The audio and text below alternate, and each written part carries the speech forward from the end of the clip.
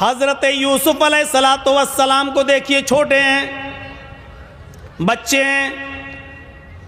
اور ان کے بھائیوں نے برگلا لیا اپنے ماں باپ کو، اپنے باپ یعقوب علیہ السلام کو بہکا لیا، اے ہمارے ابو، ہم یوسف کو اپنے ساتھ لے جاتے ہیں جنگل میں، ہمارے ساتھ کھائے گا، پیے گا، کھیلے گا، دوڑے گا، آپ یوسف کو اپنے پاس رکھتے ہیں ہر وقت، ہمارے ساتھ بھی تو اس کو مار بھیجیے، ذرا سیر و تفریح کرے، چلے پھرے، گھومے، ٹہل کر دیکھے۔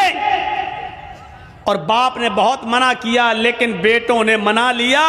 اور باپ نے حضرت یوسف علیہ السلام کو بھائیوں کے ساتھ، بیٹوں کے دوسرے بیٹوں کے ساتھ بھیج دیا کہ جاؤ، لے جاؤ، لیکن یاد رکھنا، خیال رکھنا یوسف کا، چھوٹا بچہ ہے، دیکھو۔ اور جب یہ لوگ جنگل کے اندر پہنچ جاتے ہیں تو اب صلاح و مشورہ کرتے ہیں کہ یوسف کو کیا کریں۔ پھر ایک حتمی فیصلہ کرتے ہیں کہ مارنا ٹھیک نہیں ہے، قتل کرنا ٹھیک نہیں ہے، یوسف کو ہم ایک ویران کنویں میں ڈال دیتے ہیں، یوسف کو ہم ایک اندھے کنویں میں پھینک دیتے ہیں، کوئی آئے گا اور اٹھا کر یوسف علیہ السلام یوسف کو لے جائے گا، پھر وہ اپنے یہاں پالے گا، پوسے گا، بڑا کرے گا، ہمیں کیا مطلب، ہم سے تو ایک مصیبت چل جائے گی، ہمارے والدین، ہمارے ماں باپ، ہمارے باپ یعقوب یوسف سے محبت کرتے ہیں، اور وہ جگہ ہمیں اپنے دل میں نہیں دیتے جو یوسف کا مقام ہے۔ پھر ان لوگوں نے عزم مصمم کر لیا اور یوسف علیہ السلام کو ایک کنویں کے اندر پھینک دیا، کنویں میں ڈال دیا، اور روتے ہوئے اپنے گھر آتے ہیں۔ ایک یوسف علیہ السلام کی قمیض اتار لی، ان کا کرتا اتار لیا، اور ایک بکری کو ذبح کر کے بکری کا جھوٹا خون، بکری کا خون اس قمیض میں لگا کر لے آئے، اور جب اپنے گھر پہ آتے ہیں تو اپنے ابا سے کہتے ہیں، یعقوب علیہ السلام سے کہتے ہیں، یا آبانا، آئے ہمارے ابو جان، اِنَّا ذَهَبْنَا نَسْتَبِقُ وَتَرَكْنَا يُوسُفَ عِنْدَ مَتَاعِنَا فَأَكَلَهُ الذِّئْبُ، اے ابو جان، ہم یوسف علیہ السلام کو لے گئے اور ہم کھیل کود میں لگ گئے، نستبقو، ہم کھیل کود میں لگ گئے، ہم دوڑ بھاگ میں لگ گئے، وَتَرَكْنَا يُوسُفَ عِنْدَ مَتَاعِنَا، اور یوسف کو اپنے سامان کے پاس چھوڑ دیا کہ تم اس کی دیکھ ریکھ کرنا، ہم لوگ ادھر ادھر کھیل کود میں لگ گئے، فَأَكَلَهُ الذِّئْبُ، بھیڑیا آیا اور بھیڑیا یوسف علیہ السلام کو کھا گیا، بھیڑیا آیا اور بھیڑیے نے یوسف کو پھاڑ دیا۔ اے ہمارے ابو، آپ ہماری بات پر ایمان کیوں لائیں گے، آپ ہماری بات کیوں مانیں گے؟ وَمَا أَنْتَ بِمُؤْمِنٍ لَنَا، آپ ہماری بات کیوں مانیں گے؟ وَلَوْ كُنَّا صَادِقِينَ، اگرچہ ہم سچے ہی کیوں نہ ہوں، ہم سچ بول رہے ہیں، پھر بھی آپ کو ہماری بات کا یقین نہیں ہوگا۔ اپنے ماں باپ سے یہ بات کہہ دی، یعقوب علیہ السلام سے۔ ادھر ایک قافلہ آیا، سنیے، ادھر ایک قافلہ آیا، اس کو پیاس لگی تو کنویں کے پاس چلا گیا، اس نے ڈول ڈالا، ڈول، اور اس یوسف علیہ السلام اس ڈول میں بیٹھ گئے، اس نے جب کھینچا تو ڈول بھاری لگا، اس نے جھانک کر دیکھا تو ایک جو چھوٹا بچہ پڑا ہوا ہے یوسف، اس نے قافلے والوں کو خوشخبری سنائی، یا بشرا ھذا غلام، اے قافلے والو خوشخبری سنو، یہ تو ایک بچہ پڑا ہے، یہاں تو ایک لڑکا پڑا ہوا ہے، بچہ، بڑا خوبصورت بچہ یہاں کنویں میں پڑا ہوا ہے۔ نکالا، مصر کے بازار میں لے گئے اور وہاں اس بچے کو بیچ دیا گیا۔ اور جانتے ہو، اتنا خوبصورت بچہ یوسف علیہ السلام، جن کی خوبصورتی کا ذکر قرآن میں موجود، لیکن اس خوبصورت بچے کی قیمت بھی کیا لگی مصر کے بازار میں، جانتے ہو؟ ان کو پیسہ چاہیے تھا، کہتے ہیں کہ کوئی چوری کا مال ہو یا ایسا کوئی مال ہو تو آدمی جلدی ہٹاتا ہے، کبھی کبھی 20,000 کا موبائل 2,000 میں دے کے چلا جاتا ہے کہ جلدی ہٹے، جلدی سے نکلے اور پکڑا جائے تو دوسرا پکڑا جائے، ہم نہ پکڑے جائیں۔ ایسی انہوں نے دیکھا کہ یہ یوسف ہمیں ملے تو جلدی سے ان کو ہٹا دیا جائے، اور مصر کے بازار میں جب بولی لگی تو جانتے ہو بہت کم قیمت میں ان کو بیچ دیا گیا۔ وَشَرَوْهُ بِثَمَنٍ بَخْسٍ دَرَاهِمَ مَعْدُودَةٍ۔ قرآن کے الفاظ دیکھو میرے بھائیوں، ان لوگوں نے چند سکوں میں یوسف کو بیچ دیا، چند ٹکوں میں، چند کھوٹے سکوں میں یوسف کو بیچ دیا۔ لو، یوسف علیہ السلام بادشاہ مصر کے مہمان بنے، دھیرے دھیرے بادشاہ مصر کے پاس پہنچے۔ بادشاہ مصر نے اپنی بیوی سے کہا یہ بچہ ہے، اس کی دیکھ ریکھ کرو، آگے چل کر ہو سکتا ہے کہ ہم اس کو بیٹا بنا لیں، دیکھو اس کی خدمت کرو، دیکھ بھال کرو۔ اور بادشاہ مصر کے گھر میں یوسف کی پرورش ہونے لگی، دھیرے دھیرے بڑے ہوتے گئے، اور ایک دن آیا کہ یوسف علیہ السلام اپنی جوانی کو پہنچ گئے۔ یہاں خوبصورتی اپنی قیامت برپا کر رہی تھی، اور یہاں یوسف علیہ السلام جوان ہو گئے، اور ادھر بادشاہ مصر کی بیوی کا دل ہچکولے لینے لگا۔ وہ اس غلام پر، یوسف علیہ السلام پر اندر ہی اندر دل و جان سے فریفتہ تھی، دل و جان سے قربان تھی۔ دھیرے دھیرے یہ چرچا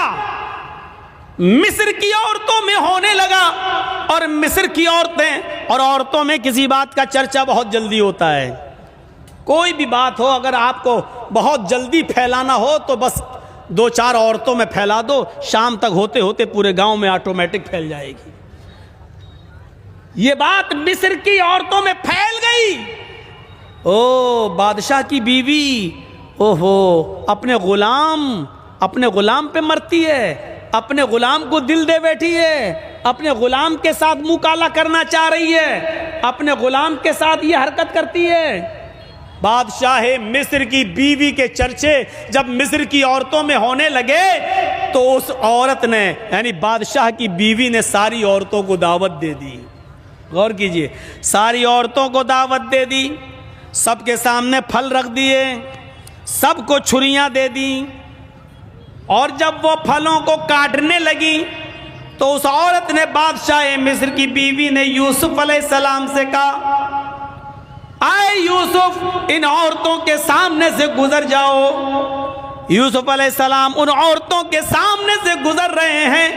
اپنی مالکن کی بات ماننا پڑے گی۔ یوسف علیہ السلام اپنے مالک کی بیوی کی بات مانتے ہوئے ان عورتوں کے سامنے سے گزر رہے ہیں۔ جب ان عورتوں کے سامنے سے گزرے تو ان عورتوں نے جب یوسف علیہ السلام کو دیکھا، یوسف علیہ السلام کو دیکھا، قرآن کہتا ہے وہ پھل کاٹ رہی تھی، بجائے پھل کاٹنے کی وَقَطَّعْنَ أَيْدِيَهُنَّ، انہوں نے اپنی انگلیاں کاٹ ڈالی، انہوں نے اپنے انگلیوں پر چھریاں چلا لی، اپنی انگلیوں کو کاٹ ڈالا۔ اور جب یوسف پر نظر پڑی تو چیخ پڑی ما ھذا بشر ان ھذا الا ملک کریم، یہ کوئی انسان نہیں ہے، ما ھذا بشر، یہ کوئی انسان نہیں ہے،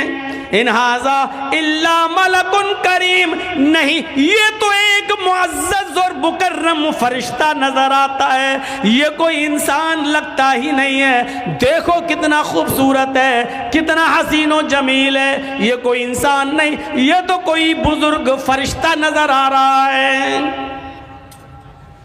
مطلب سمجھ رہے ہیں؟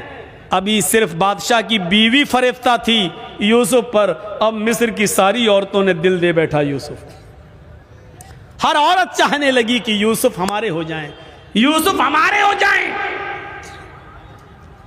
ایک فتنہ کھڑا ہو گیا۔ اب بادشاہ کی بیوی نے کہا دیکھ لیا تم نے، اب بتاؤ اس میں میری کیا غلطی ہے؟ اس کو میں نے بہت بہکایا، اپنی طرف مائل کیا لیکن یہ بچا رہا اور پھر یوسف کے سامنے دھمکی دیتی ہے بادشاہ کی بیوی، اے عورتوں، اے مصر والیوں سنو، اگر یوسف نے میری بات نہیں مانی، میری خواہش پوری نہیں کی، میں اس سے جو چیز چاہتی ہوں، اگر میرا مطالبہ اس بچے نے، اس لڑکے نے، اس غلام نے اگر پورا نہیں کیا تو یہ جیل میں سڑے گا یا سخت سے سخت سزا میں اس کو دلاؤں گی، سخت سے سخت سزا دلواؤں گی یا جیل میں سڑے گا۔ اب یوسف علیہ السلام کو جب دھمکی ملتی ہے تو یوسف علیہ السلام کے پاس دو ہی راستے تھے۔ ایک راستہ تو یہ تھا مصیبت کا، اس عورت کی بات نہ مانیں اور جیل میں چلے جائیں، یہ مصیبت کا راستہ تھا۔ میں نے کہا نا، مومن کے لیے اگر ایک طرف مصیبت کا راستہ ہو اور ایک طرف گناہ کا راستہ ہو، معصیت کا، تو مومن مصیبت کا راستہ اختیار کر لیتا ہے لیکن گناہ کا راستہ اختیار نہیں کرتا۔ یوسف علیہ السلام کے سامنے دو راستے تھے۔ یہاں بادشاہ مصر کی بیوی نے کہا کہ اگر اس نے میری بات نہیں مانی تو اس کو سخت سے سخت سزا دلواؤں گی یا جیل کے اندر سڑے گا۔ یوسف علیہ السلام کے پاس دو ہی راستے تھے۔ ایک راستہ یہ تھا کہ بادشاہ کی بیوی کی بات مان لیں اور جو وہ کہہ رہی ہے اس کی مرضی کو پورا کر دیں۔ اگر ایسا کر لیتے، بادشاہ کی بیوی کی بات مان لیتے تو پانچوں انگلی گھی میں تھی۔ بادشاہ کی بیوی ان کو بچاتی بھی، بادشاہ کی بیوی ان کا خیال بھی رکھتی، بادشاہ کی بیوی ان کو تنہائی کا موقع بھی دیتی، بادشاہ کی بیوی ان کی عزت و تکریم بھی کرتی، بادشاہ کی بیوی ان کو اچھی طریقے سے ان کی حفاظت بھی کرتی، سب کچھ کرتی اور جو وہ چاہتے وہ ان کو ملتا رہتا۔ لیکن یہ راستہ گناہ کا راستہ تھا، یہ راستہ معصیت کا راستہ تھا۔ اب دوسرا راستہ یوسف علیہ السلام کے سامنے یہ تھا کہ میں اس غلط راستے پر نہیں چلوں گا۔ تو وہ عورت کہہ رہی ہے میں جیل میں ڈلوا دوں گی، میں سخت سے سخت سزا دلواؤں گی۔ تو یوسف علیہ السلام نے یہ راستہ پسند کر لیا اور نظریں آسمان پہ ڈالی اور فرمایا الہ العالمین، اے میرے پروردگار، بادشاہ مصر کی بیوی نے یہ ٹھان لیا ہے کہ میں اس کے ساتھ غلط کام کروں، اور وہ یہ بھی کہہ رہی ہے اگر اس نے میری بات نہ مانی تو میں اس کو سزا دلواؤں گی اور جیل میں ڈلوا دوں گی۔ رب السجن احب الی مما یدعوننی الیہ، اے میرے پروردگار، اے میرے اللہ، اے میرے رب، مجھے جیل میں جانا زیادہ پسند ہے۔ رب السجن احب الی مما یدعوننی الیہ، اے اللہ مجھے جیل زیادہ محبوب ہے، مجھے جیل میں جانا زیادہ پسند ہے بنسبت اس کے جس برے کام کی طرف یہ عورتیں مجھے بلا رہی ہیں اور بادشاہ مصر کی بیوی مجھے چاہ رہی ہے۔ اس کام کے کرنے سے بہتر اور زیادہ اچھا میرے لیے یہ ہے کہ میں جیل میں چلا جاؤں۔ وَإِلَّا تَصْرِفْ عَنِّي كَيْدَهُنَّ أَصْبُ إِلَيْهِنَّ، اے ہمارے پروردگار، اے ہمارے رب، اگر تو نے مجھے ان کی چالوں سے نہ بچایا، اے اللہ اگر تو نے مجھے ان کی چالوں سے میری حفاظت نہ کی۔ یہ عورت کی چالیں کتنی خطرناک ہوتی ہیں، آپ کو اپنے گھر میں پیار و محبت کے جال میں پھنسا کر بلا بھی لیں گی اور آپ کو پھنسوا بھی دیں گی، آپ کو پھنسوا بھی دیں گی۔ تو اسی لیے یوسف علیہ السلام کیا کہہ رہے ہیں، وَإِلَّا تَصْرِفْ عَنِّي كَيْدَهُنَّ، اے اللہ مجھے جیل جانا زیادہ محبوب ہے، زیادہ پسند ہے بنسبت اس کے جس برے کام کی طرف یہ مجھے بلا رہی ہیں۔ اے اللہ اگر تو نے مجھے ان کی چالوں سے محفوظ نہ کیا، اگر تو نے مجھے ان کی چالوں سے نہ بچایا، اسبو الیہن، تو میں بھی ان کی طرف جھک جاؤں گا، میں بھی ان کی طرف مائل ہو جاؤں گا، میں بھی ان کے ساتھ غلط کام کر بیٹھوں گا، وَأَكُن مِّنَ الْجَاهِلِينَ، اور میں جاہلوں میں نادانوں میں سے ہو جاؤں گا۔ اے اللہ میں جاہلوں اور نادانوں میں سے ہو جاؤں گا، اس لیے اللہ مجھے ان کے شر و فتن سے اور ان کی چالوں سے تو میری حفاظت فرما۔ اس واقعے کی روشنی میں جو قرآن کی آیت سے میں نے ثابت کیا ہے، کیا پتہ چلتا ہے میرے بھائیوں کہ مومن وہ ہوتا ہے کہ جس کے سامنے ایک طرف مصیبت کا راستہ ہو اور ایک طرف گناہ کا راستہ ہو، تو وہ مصیبت کو اٹھانا اور پریشانی کو مول لینا یہ زیادہ بہتر سمجھتا ہے، لیکن گناہ کو اختیار نہیں کرتا ہے۔ یہ مومن کی نشانی ہے۔ ہمارے اور آپ کے پاس یہ نشانیاں ہیں؟ کیا ہم مومن ہیں؟ کیا ہم ایسا کرتے ہیں؟ اس لیے یاد رکھیے میرے ساتھیوں، ہمیں ہماری فطرت میں زندگی ہونی چاہیے، ہماری فطرت میں زندگی ہونی چاہیے۔ اگر فطرت میں زندگی ہو تو ایک بات بھی لگ جاتی ہے، اور اگر فطرت میں زندگی نہ ہو تو پوری زندگی کسی کو دعوت و تبلیغ کرتے رہو، سمجھاتے رہو، بتاتے رہو، چیختے رہو، اس کے سامنے گلا پھاڑتے رہو، کوئی فرق نہیں پڑتا، وہ آدمی جیسا تھا ویسا ہی رہے گا۔ شاید آپ کو معلوم ہوگا، اور مجھے یاد نہیں کہ میں نے کبھی سنایا ہے یا نہیں سنایا، ایک آدمی بیچارہ رکشہ چلاتا تھا، کڑی دھوپ میں محنت کرتا تھا، اور اپنے بچوں کے لیے کچھ کما کر بیچارہ شام تک مزدوری کر کے لاتا تھا، اور اسی سے گھر میں گزر بسر چلتی تھی۔ ایک دن یہ رکشے والا محنت و مزدوری کر کے جب تھکا ہوا گھر پہ پہنچا، اپنی بیوی سے بولا کہ مجھے کھانا پیش کرو، بہت تیز بھوک لگ رہی ہے، میں محنت و مزدوری کرنے والا آدمی ہوں۔ اس کی بیوی نے ارہر کی دال اس کے سامنے رکھ دی، جو فرائی نہیں تھی، بغیر بگاری ہوئی دال تھی، جس میں تڑکڑ کا نہیں لگا ہوا تھا، ایسی بلا بھگاری ہوئی دال اس کے سامنے پیش کر دی۔ اس آدمی نے ناک اور منہ چڑھایا اور کہا کہ میری بیوی، کم سے کم کچھ تو خیال کرو اپنے شوہر کا، ہم کو ایسی دال کھلا رہی ہو جو بگاری بھی نہیں ہے تم نے، جس میں تم نے تڑکا بھی نہیں لگایا، ایسی اٹھائی اور لا کر دے دی۔ محنت کرتا ہوں، مزدوری کرتا ہوں، صبح سے لے کے شام تک رکشہ کھینچتا ہوں، پیسنجرز کو بٹھاتا ہوں، محنت و مزدوری کا کام کرتا ہوں، میری بیوی اگر اچھا نہیں کھائیں گے تو طاقت کیسے آئے گی میرے اندر، اور تم نے بلا بھگاری ہوئی دال ہم کو دے دی۔ اس کی بیوی نے کہا کہ میرے پیارے شوہر، شکر ادا کرو کہ تمہیں دال بھی مل رہی ہے، شکر ادا کرو کہ تمہیں تازہ روٹی بھی مل رہی ہے، جو میں نے ابھی ابھی بنا کر تمہارے سامنے گرم گرم روٹی دی ہے۔ میرے پیارے شوہر، تمہیں اللہ کا شکر ادا کرنا چاہیے کہ تمہیں یہ دال بھی ملی ہے، اگرچہ بلا بھکاری ہوئی ملی ہے لیکن ملی تو ہے۔ تم نے محمد رسول اللہ صلی اللہ علیہ وسلم کی زندگی نہیں پڑھی۔ حضرت عائشہ صدیقہ فرماتی ہیں کہ ما عاش رسول اللہ صلی اللہ علیہ وسلم طعاما قط، کہ اللہ کے رسول صلی اللہ علیہ وسلم نے اپنی پوری زندگی میں کبھی پیٹ بھر کر کھانا نہیں کھایا۔ آپ نے اپنی پوری زندگی میں پیٹ بھر کر کھانا نہیں کھایا، تمہیں تو دال بھی مل رہی ہے۔ اللہ کے نبی صلی اللہ علیہ وسلم کا حال تو یہ تھا، حضرت عائشہ فرماتی ہیں کہ ہمارے گھر میں دو مہینے ایسے گزر جایا کرتے تھے کہ چولہا نہیں جلا کرتا تھا، دو مہینے ہمارے گھر میں چولہا نہیں جلا کرتا تھا۔ اے میرے پیارے شوہر، اللہ کا شکر ادا کرو کہ تمہیں تو دال بھی مل رہی ہے، ورنہ ہمارے نبی کا تو یہ حال تھا کہ دو مہینے گھر میں چولہا تک نہیں جلتا تھا۔ اس آدمی نے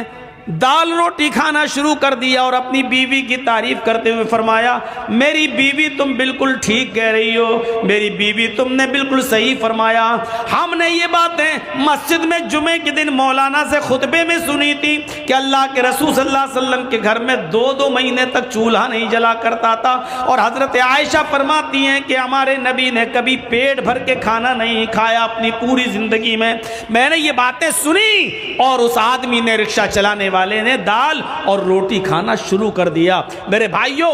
پوری زندگی اس کے سامنے چیخنے کی ضرورت نہیں پڑی اور لمبی چوڑی تقریر کی ضرورت نہیں پڑی۔ اس کی بیوی نے صرف اس کو ایک حدیث سنائی، اللہ کے نبی کی زندگی کا ایک معمول بتایا اور آپ کی زندگی کے حالات بتائے، اس آدمی نے کھانا شروع کر دیا۔ میرے بھائیوں، اگر ہمیں عمل کرنا ہو تو کسی مولانا کی ایک بات کافی ہے ہماری زندگی میں ہمارے دل کو اثر کرنے کے لیے اور ہماری زندگی میں عمل کرنے کے لیے۔ اور اگر ہمیں عمل نہ کرنا ہو تو پوری زندگی خطبے دیتے رہو، پوری زندگی جلسے کرتے رہو، پوری زندگی تقریریں کرتے رہو، کوئی اثر نہیں پڑے گا۔ خود اگر مجھ سے کوئی پوچھے تو تقریباً 24-25 سال کا عرصہ تو ہو چکا ہے۔ میرے بھائیوں، جلسوں میں، جلوسوں میں اور تقریریں کرتے ہوئے آپ اندازہ لگا سکتے ہیں کہ پوری زندگی